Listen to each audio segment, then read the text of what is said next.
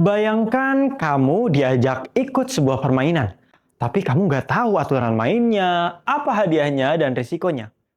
Mau ikut? Mungkin enggak kan? Kamu pasti ingin tahu dulu detail permainannya sebelum memutuskan. Nah, dalam penelitian, ada yang namanya persetujuan terinformasi, yaitu proses di mana calon peserta mendapatkan informasi lengkap tentang penelitian sehingga mereka bisa membuat keputusan yang tepat. Apakah mau ikut atau tidak? Ibaratnya, kita kasih tahu dulu aturan mainnya kepada calon peserta, sehingga mereka bisa main dengan nyaman dan aman. Dan yang terpenting, mereka ikut karena memang mau, bukan karena terpaksa.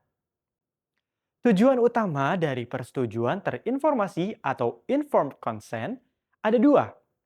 Yang pertama adalah melindungi hak peserta. Peserta punya hak untuk tahu apa yang akan mereka lakukan dalam penelitian, apa manfaat dan risikonya, dan apa saja hak-hak mereka selama penelitian berlangsung. Mereka berhak untuk bertanya, menolak, atau bahkan mundur di tengah jalan jika mereka merasa tidak nyaman. Yang kedua, memastikan partisipasi bersifat sukarela.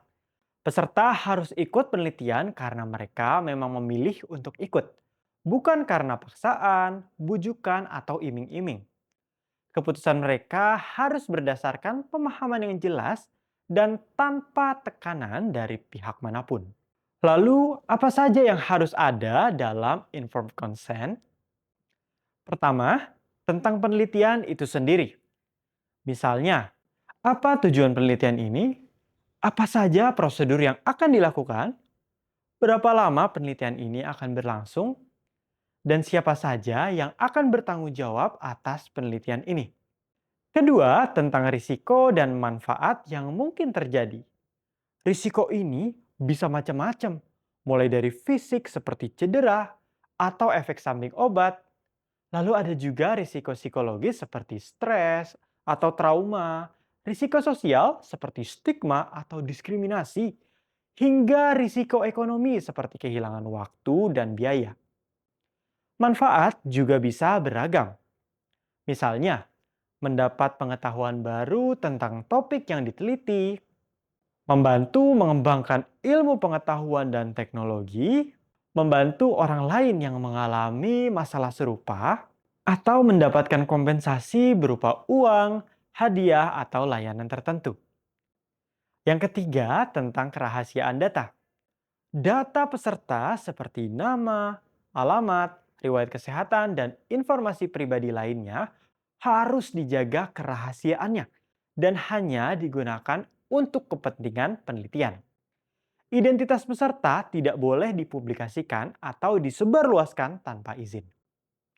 Yang keempat, kontak yang bisa dihubungi jika peserta punya pertanyaan atau keluhan seputar penelitian. Biasanya kontak ini adalah peneliti utama atau anggota tim peneliti yang bisa dihubungi via telepon, email, atau datang langsung ke kantor. Nah, ada kasus khusus nih, yaitu kalau pesertanya anak-anak. Mereka belum bisa membuat keputusan sendiri, sehingga perlu ada persetujuan khusus dari orang tua atau wali. Peneliti tetap harus menjelaskan penelitian kepada anak-anak dengan bahasa yang mudah dipahami, sesuai dengan usia dan tingkat pemahaman anak tersebut. Dan memastikan bahwa mereka mengerti dan setuju untuk ikut penelitian. Ini disebut dengan assent, sementara informed consent diberikan kepada orang tuanya. Persetujuan terinformasi ini adalah bagian penting dari etika penelitian.